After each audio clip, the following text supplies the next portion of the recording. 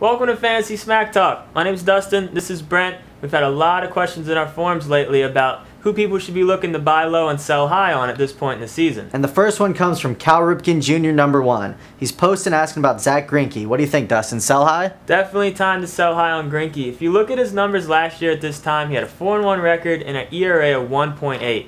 And at the end of the year, his ERA was up to 3.47.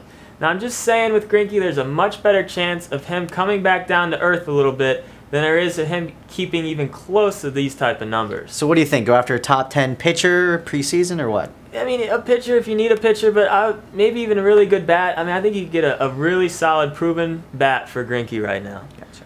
We've had another post from Washington Nats 2009. He's wanting to know if he should be trading Ibanez right now, how much value he could be getting for Ibanez in a trade. Definitely another sell high candidate. Right now he's batting .339 with 9 home runs and 23 RBIs. But you got to remember he's always off to a hot start. Last year at this exact point in the season, he also had 23 RBIs on the Seattle Mariners. Now we're not saying he's going to have a bad year. It's just doubtful he's going to end as a top 25, top 20 fantasy player. He's only batted over 300 once in his career, and that was back in 2004 when he batted .304. Now, with all the ESPN hype around him being on a new team, now might be the time to sell on him.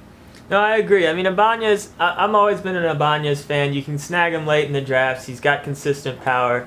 But, you know, his average has never really been there. And the odds are he's going to bat, 290s like he always does. So now I'm going to give you some buy low questions. And the first one's going to start, Matt Holliday for Raul Ibanez. Would you do that?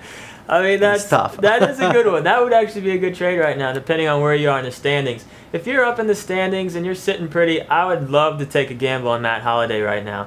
He's batting .234. He's in a new situation, but... Well, that's where I'm going to stop you. Everyone's saying I shouldn't have drafted him. He's out there in Oakland. Do you really think the fact he's not in Colorado is really hurting him that much? Well, his lowest batting average in the last 4 years was .307. And I think for him, it's just more about adapting to a new situation than a new stadium. I mean, switching stadiums is not going to lower your batting average almost 100 points. So definitely look at him to end the season, if not over 300, right around 300 with some decent power. All right, so we got a bat. What about some arms? What about those pitchers to look at? There's actually 2 guys out in Minnesota that I think are really close to turning it around. First guy is Liriano. If you look at what he did after coming out of the minors last year, his ERA was 7.16 coming out, got it all the way down to 3.91 with a 6-2 record during that time.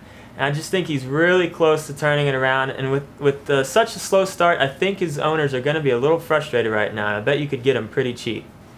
Also, Scott Baker. He's coming off his best start of the season, 7 scoreless innings, coming off the shoulder stiffness from earlier in the year. I was really high on Baker coming into this season, and I think he might get it going really soon. He's only owned in about 50% of the leagues, so you might not even need to trade for him. If you can pick him up, I would definitely try to do that.